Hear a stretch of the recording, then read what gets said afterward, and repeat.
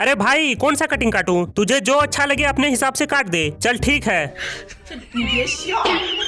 वाह भाई, ऐसा कटिंग किया कि तुम एकदम हीरो लग रहे हो देखने में। क्या सच में? अगर यकीन नहीं है तो खुद देख ले।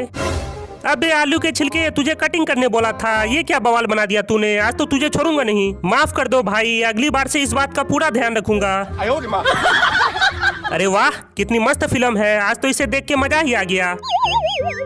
अरे ये तो मेरा फोन लेकर भाग गया। चल मेरा फोन दे। अरे मैं तो उसे जानता तक नहीं। अगर तुम चाहो तो मैं उसे पकड़ने में तेरी मदद कर सकता हूँ। अच्छा ठीक है, चल उसे जल्दी पकड़, नहीं तो आज तुझे ही उल्टा लटकाऊंगा। अरे बाप रे, ये कमीना तो मुझे ही फंसा गया।